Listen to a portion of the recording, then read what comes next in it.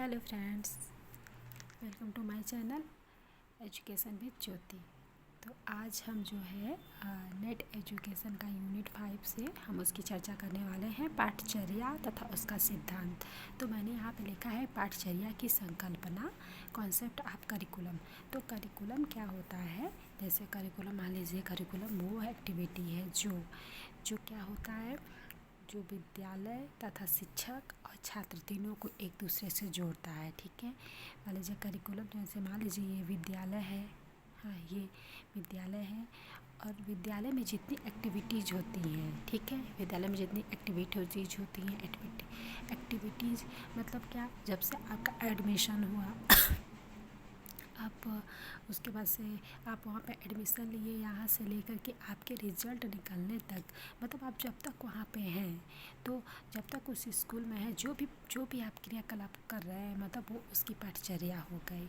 हाँ, पाठचर्या हो गई। ठीक है, तो यहाँ पे लिखा है पाठचर्या एक ऐसी धुरी है जिसके चारों ओर कक्षा के विविध कार्यकलाप तथा विद्यालय के कार्यकलाप विकसित किए जाते हैं। ठीक है, ये चीज़ आप समझ गए। मान लीजिए करिकुलम है, हाँ, ये करिकुलम है और ये आपका क्या है, स्कूल है। स्कूल से संबंधित टीचर हो गए, स्टूडेंट हो गए, और जो हमारा सिलेबस हो गया, ये सब जो है सब मिल के हमारा क्या बनता है, करिकुलम बनता है। ठीक है, और इस पे जो सिलेबस के अतिरिक्त जो भी चीज़ें होती हैं सब मिल के हमारा करिकुलम होगा। ठीक है, तो करिकुलम को लिखा गया है कि करिकुलम, हाँ, सॉरी, आप लोगों को दिख रहा होगा, करिकुलम जो है वो है लैटिन भाषा के हाँ, भाषा के क्यूरेरे से मिलकर बना है, जिसका अर्थ होता है दौड़ का मैदान। ठीक है, जिसका अर्थ क्या होता है, दौड़ का मैदान। ठीक है, जिसका अर्थ होता है दौड़ का मैदान, ठीक है, ये हो गया। अब लिखा है,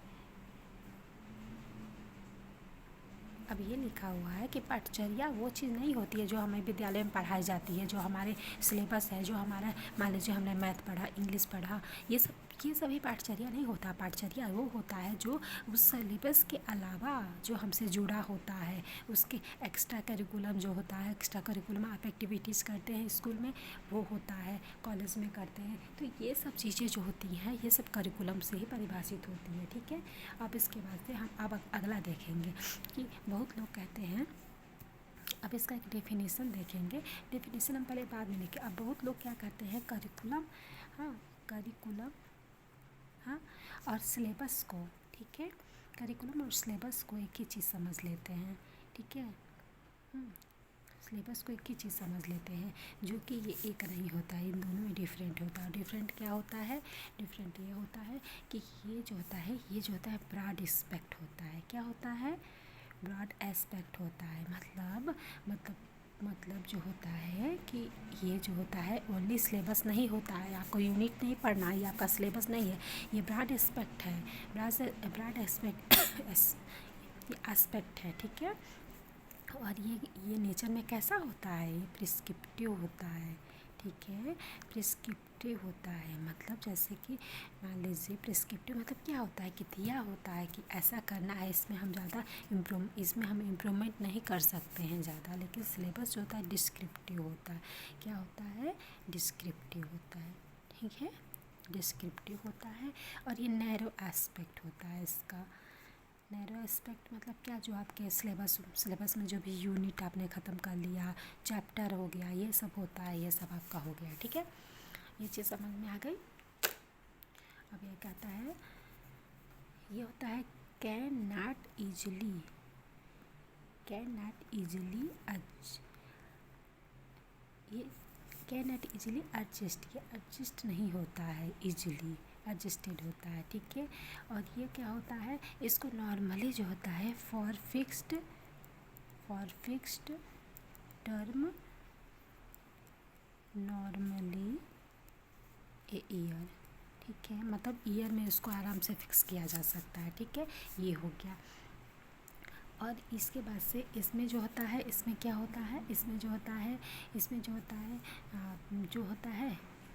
इसको इसको जाता है ईजिली एडजस्ट भी किया जा सकता है। इसको क्या किया जा सकता है ईजिली, हाँ ईजिली क्या किया जा सकता है, इसको ईजिली एडजस्ट भी किया जा सकता है। ठीक है, ईजिली एडजस्टेड हो जाएगा।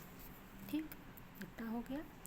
अब हम आगे आएंगे। आपने करिकुलम और सिलेबस में अंतर समझ लिया, अब आगे चलते हैं। ठीक है, तो ये समझ गए हम, इसके संकल्पना समझ गए। अब हम आएंगे इसका उद्देश्य क्या है। ठीक है, नेक्स्ट हम पेज लेते हैं, इसमें उद्देश्य समझते हैं। 1 मिनट।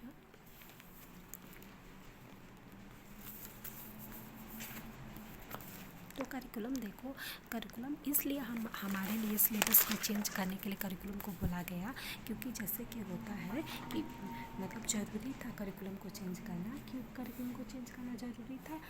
हमारे सिलेबस में करिकुलम स्टडीज़ को क्यों रखा गया है? क्योंकि हम इस चीज़ों को समझें। हाँ, कि जो तो करिकुलम जो होता है पाठचर्या में विद्यार्थियों के विद्यालय और उसके बाहर के सभी अनुभव शामिल होते हैं। समझ रहे हैं आप? पाठचर्या में जो विद्यालय में बच्चों का जो सभी अनुभव होता है वो क्या होते हैं, शामिल होते हैं, जो अध्ययन कार्यक्रम में रखे जाते हैं। हाँ, जिसका आयोजन बालकों के मानसिक, शारीरिक और संवेगात्मक, सामाजिक, आध्यात्मिक और नैतिक स्तर पर विकास करने में सहायता करता है। मतलब ओवरऑल जो डेवलपमेंट बच्चों का होता है वो करिकुलम के द्वारा ही होता है। स्कूल में जितनी भी चीज़ें होती हैं वो करिकुलम का ही हिस्सा होती हैं। ठीक है, चलिए अब हम आगे चलते हैं। अब देखते हैं पाठचर्या के उद्देश्य क्या हैं। हाँ,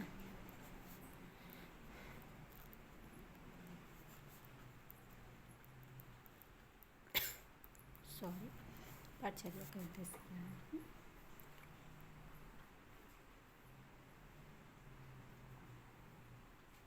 पाठचर्या का उद्देश्य यही है कि छात्रों में जो होता है बहुमुखी विकास किया जा सके। ठीक है, बहुमुखी विकास हो सके। हाँ, बहुमुखी विकास हो सके स्टूडेंट का। ठीक है, हाँ ठीक है, बहुमुखी उद्देश्य का उसका विकास हो सके, उसकी रुचियों क्षमताओं, हाँ रुचियों क्षमताओं, हाँ तथा योग्यताओं को जागृत किया जा सके। हाँ, जागृत किया जा सके। ठीक है, ये हो गया। अब उसके बाद से हाँ ये हो गया, पाठचर्या ऐसा होना चाहिए जिसमें बच्चों का कर्तव्य पालन का वो होना चाहिए, कर्तव्य पालन की भावना का विकास हो। हाँ, विकास हो। ठीक है, ये हो गया। पाठचर्या में ये भी होता है। ठीक है, अब आगे आ गई। पाठचर्या का उद्देश्य बच्चों को जो होता है प्रजातंत्र भावना यानी एक आदर्श नागरिक भी बनाने के लिए किया जाता है। हाँ, ठीक है, इसमें हमारे नेशनल वैल्यूज़ भी तो पढ़ाए जाते हैं, हमारे पाठचर्या में सिखाए जाते हैं जो भी है। ठीक, ये हो गया। अब आ जाइए, अब क्या हो गया, अपने जीवन मूल्य। हाँ, जीवन मूल्य भी बच्चे समझे। ठीक है, ये भी हो गया, जीवन मूल्य का निर्माण करना।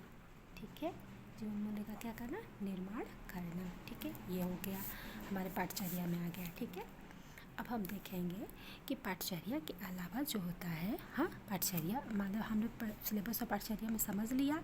अब हम देखेंगे कि इसके आगे क्या है। ठीक है, पाठचर्या में अब हम इसका देखेंगे आधारभूत सिद्धांत क्या है। ठीक है, तो देखिए अब लिखा है अप्रोचेज ऑफ द क्या होगा, curriculum approaches of the curriculum. ठीक है, करिकुलम का अप्रोच क्या हो जाएगा,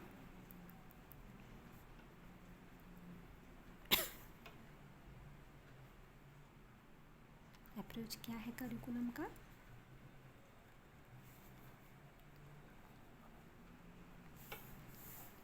ठीक है।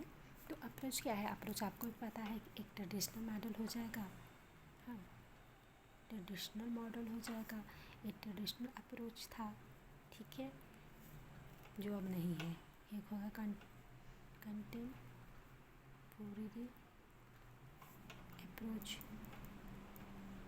अप्रोचेज। ठीक, और तीसरा क्या है, सोशल कंस्ट्रक्टिविज्म।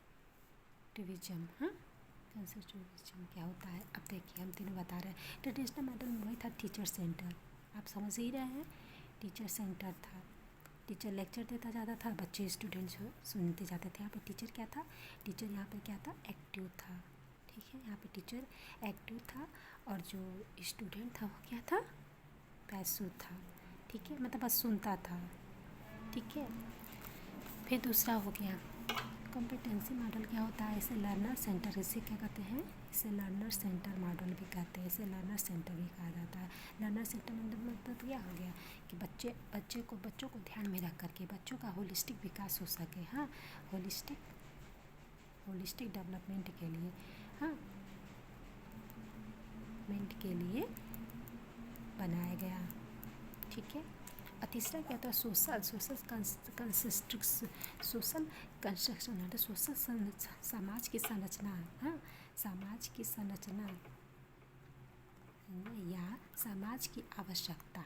ठीक है, कि आवश्यकता के आधार पर, हाँ हाँ, कल्चर के आधार पे, ठीक है, के आधार पे, नीड के आधार पे जो होता है, हम क्या कहते हैं, करिकुलम को डेवलप किया जाता है। ठीक है, ये हो गया। ये तो हो गया कि अप्रोचेस क्या होते हैं। अप्रोचेस तो 3 ही हो गए कि अप्रोच में ट्रेडिशनल अप्रोच हो गया, कॉम्पिटेंसी अप्रोच हो गया, और सोशल कंटेक्स्ट भी जो हो गया। ठीक है, अब देखिए क्या क्या कहा गया है कि मतलब किस दर्शन के लिए क्या कहा गया है। तो इसको हम क्या करेंगे कि आगे के हम चैप्टर में देखते हैं। 1 मिनट।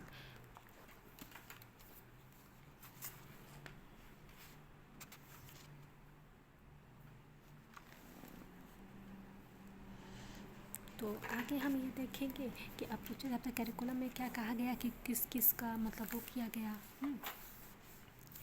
कौन कौन से मतलब दार्शनिक, हाँ, दार्शनिक आधार देखेंगे। हाँ, एक सामाजिक आधार होता है, सामाजिक आधार हो गया। हाँ, सामाजिक आधार होगा।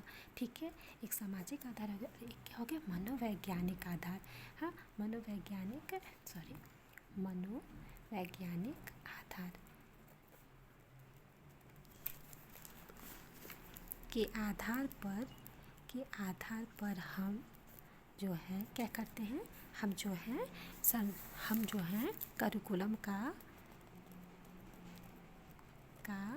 विकास करते हैं। ठीक है, विकास करते हैं। तो ठीक है दोस्तों, अब तक के सिलेबस में हमने ये देखा कि पाठचर्या की संकल्पना तथा सिद्धांत देखा, पाठचर्या का क्या उद्देश्य इसको हम लोगों ने देखा, और इसका क्या अप्रोचेज है ये देखा। अब अगली क्लासेज में हम जो है ये जो दार्शनिक आधार में दार्शनिक, सामाजिक तथा मनोवैज्ञानिक आधार, हम तीनों आधार को समझेंगे। ठीक है, तब तक आप मेरी वीडियो में बने रहें, तथा अगर मेरा वीडियो पसंद आए तो प्लीज़ इसको लाइक और सब्सक्राइब ज़रूर कीजिएगा। तब तक मिलते हैं नेक्स्ट वीडियो में इसके अगले पार्ट को लेके। तब तक अपना ख्याल रखिए और पढ़ते रहिए। Okay, bye.